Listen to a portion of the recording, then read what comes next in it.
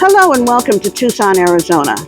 In 2015, UNESCO designated this city as the first city of gastronomy in the United States. The city's culinary scene is a blend of Native American, Spanish, Mexican, and other cultural influences, resulting in a diverse and distinctive cuisine. I am Jennifer Davis-Paige, the host of Culinary Travels. We will be featuring stories of amazing chefs, restaurants, and artisans. Today we have the pleasure of being in the kitchen of Charro Steak and Del Rey with its chef and co-owner, Chef Gary Hickey. Charro Steak and Del Rey opened in 2016 and became Tucson's only 100% grass-fed, mesquite-grilled, sustainable steak and seafood restaurant. Chef Hickey said all beef is sourced from their ranch in Montana. Diners rank it as the best steaks in Tucson. Charro Steakhouse is a renowned restaurant in Tucson, offering a unique blend of Mexican cuisine and premier steaks.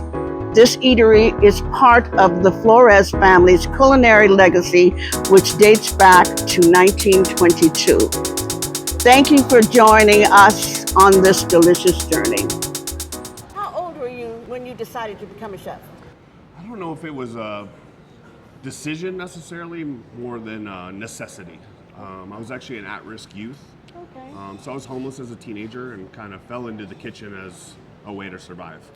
Okay. Got my first job at a local Greek restaurant owned by a local Greek family here. They paid me under the table. I got to take home as much euro and hummus as I could put in my pockets, and they gave me $25 a day for working there. I fell in love with the kitchen.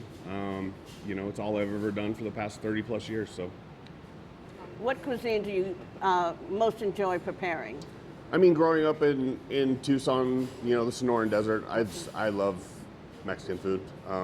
It's near and dear to my heart. Obviously, being a part of a local steakhouse, and steaks have always been a big part of my life. I used to sear cast iron T-bones with my grandmother when I was a child. Too, aren't you? And I am a butcher, yeah. So I mean, if it's a default, it's steaks. Okay. Yeah.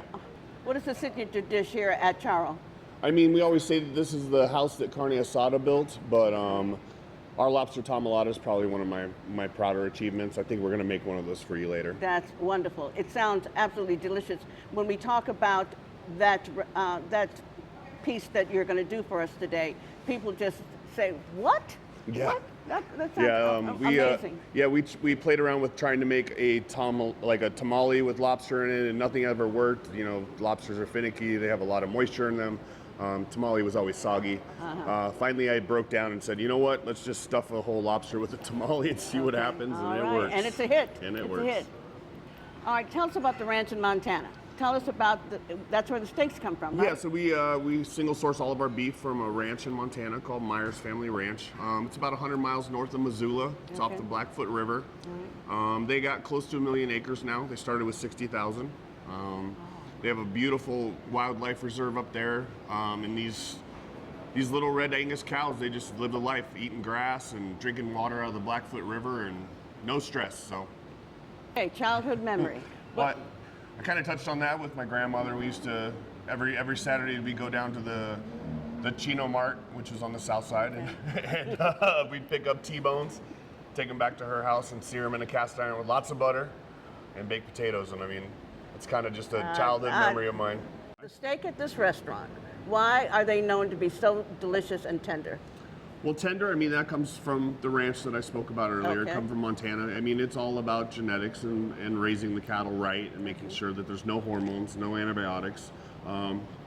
Grass-fed, they're finished on a vegetarian feed of grain, so no corn, no GMOs, stuff like that.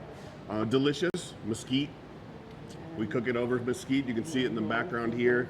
That just imparts this beautiful, beautiful smoke. Mesquite burns a lot hotter than other woods, and it's just this amazing, amazing flavor that you can't get anywhere else in the world. People say this is the best steak in town. Probably in the state, I would venture to guess. Well, I appreciate that. I want to talk a little bit about your experience with the Food Network. You had quite a time with them, didn't you? I've had a tumultuous relationship with the Food Network over my career. So, but yeah, I had an amazing time. I went out to LA, met all the producers. We had an amazing 3 days out there. It was just the time of my life. I can't wait to go back. And that was you were competing, right? Yeah, so it was a kind of a tiered competition program. They paired me with a younger chef, and we kind of took on 2 more groups, and ended up victors. So, and then I had to take him out. Of course you Yeah, and you so- won. yeah, I won. exactly. Now tell me, the tequila that you guys created for the 100th anniversary. Tell us a little bit about that. So that actually came from Codigo, which is owned by the Vaughn family. They're some wealthy landowners down in Mexico. And Federico Vaughn, the youngest son of the family, was actually playing golf with George Strait one day. And they had a house tequila. They just carried it with them on the golf course. No label, no nothing, just in a bottle. And George Strait said, man, you guys should sell this. And Fetty was like, absolutely not. This is the house recipe. And he's like, well, let me put you in contact with some people. A couple years later, we bumped into them. We loved the tequila. We loved the story. My partner, Raymond, became fast friends with them. And they brought out a bunch of samples from different barrels. Ray picked what he thought was the best combination. They barreled it. It was aged for 24 months, and then they busted out bottles for us. We have luckily sold through most of it. We have a little bit here for you tonight to try. Okay. But just an amazing partnership, and they did our 100-year anniversary, and it was just an amazing, amazing tequila. That's wonderful. My last question to you. Your dream dinner for 4. Okay. What would you serve, and who would you invite? Dream dinner for 4. Now, these are people past or present, okay? Yeah. I mean, obviously, Anthony Bourdain's got to be there, Yeah. Of course. You know, musically, I'd probably, John Lennon, Okay. 100%. And I mean, just for the conversation alone, right? Am I included in that 4, or is there someone else? No, you're cooking. Yeah, You're I mean- cooking. You're entertaining, but you're cooking. Yeah, So you need 2 more. Jack Kerouac, Okay. one of my favorite authors. And then, you know, someone just completely off the hook. I would probably bring my grandmother back, because she would just, Okay. she would whip those boys into shape. So yeah, and you know, it would be super casual. We'd probably do some light, you know, meats and cheeses to start, and then probably some handmade pasta, probably some Caesar salads, and then just kind of finger food the most of the night. A lot of wine, Okay. a lot of wine, a lot of tequila. And a good time will be had And by all. good time would be had by all.